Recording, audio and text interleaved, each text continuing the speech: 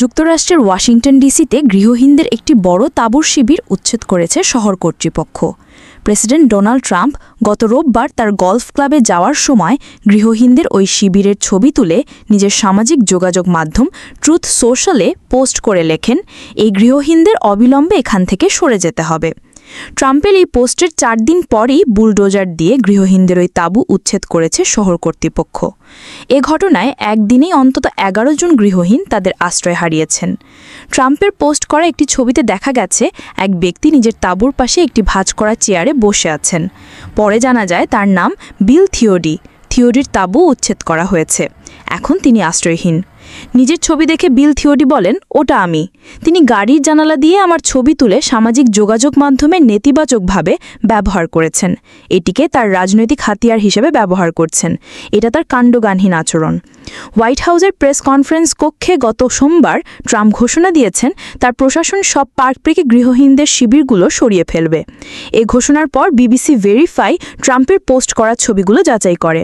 তাঁবুগুলোর ছবিতে দৃশ্যমান সূত্র যেমন বাঁকানো রাস্তার ধারে ঘাসের জায়গা ব্যবহার করে বিবিসি গুগল স্ট্রিট ভিউতে একটি স্থানের সঙ্গে মিলিয়েছে।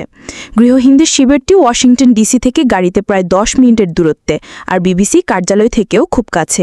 সেখানে গিয়ে দেখা গেছে স্থানীয় কর্মকর্তারা গৃহহীনদের সতর্ক করছেন যে তাদের শিগগির সরে যেতে হতে পারে।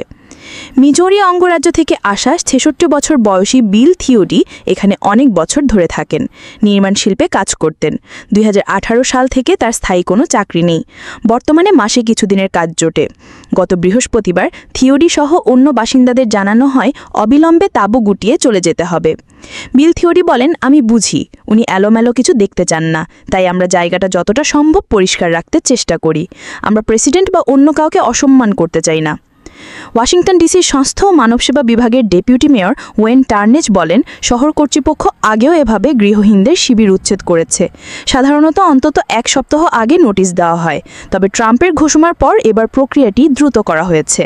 লোকাল কর্তৃপক্ষের হিসাবে ওয়াশিংটন ডিসি থেকে বের হওয়ার প্রধান একটি রাস্তার পাশে উচ্ছেদ করা শিবিরটি শহরের সবচেয়ে বড় গৃহহীন শিবির ছিল। সেখানে 11 জন থাকতেন। তথ্য বলছে এই বছরের শুরুতে রাজধানীর গৃহহীন শিবিরে 97 জন ছিলেন। 2023 সালে এখানে 294 জন ছিলেন।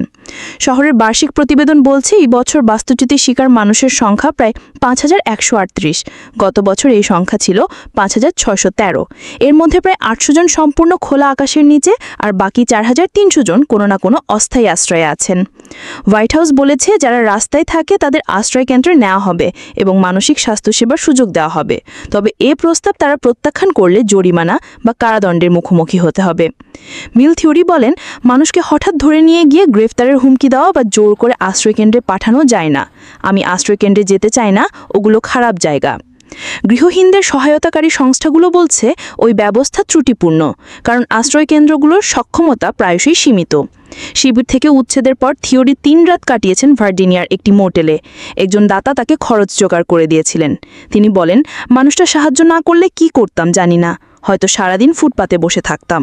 ঘরটা আমার জিনিসে ঠাসা, তাঁবু আর সব মালপত্রে, কিন্তু একটা বিছানায় ঘুমানো, গোসল করা, ব্যক্তিগত বাথরুম ব্যবহার করা অসাধারণ লাগছে। মোটেল ছাড়ার পর থিওডি নতুন জায়গা খোঁজার চেষ্টা করবেন। তিনি বলেন, আমার সেরা বিকল্প হলো নিরাপদ কোনো জায়গায় তাঁবু খাটানো। কোথায় সেটা হবে তা জানি না, তবে আমি ডিসিতেই থাকতে চাই। গৃহহীনদের শিবিরে বিবিসির কথা হয় 65 বছর বয়সী ওয়াশিংটন ডিসির বাসিন্দা জর্জ মর্গানের সঙ্গে। ভাড়া দিতে না পারায় ফ্ল্যাট ছেড়ে দিয়ে 2 মাস ধরে তিনি শিবিরে ছিলেন। উচ্ছেদের পর তার খোঁজ নিতে ফোন করলে তিনি বলেন, একটি মোটেলের লবিতে তিনি পোষা কুকুরকে নিয়ে আছেন। একজন দাতা ওই মোটেলে থাকার জন্য 1 রাতের ভাড়া দিয়েছিলেন। জর্জ মর্গান বলেন, আমরা এখানে বসে আছি, দেখব আরেকটা রাত থাকতে পারি নাকি। কুকুরের জন্য $15 দিতে হয়েছে, ওটাই ছিল আমার শেষ অর্থ।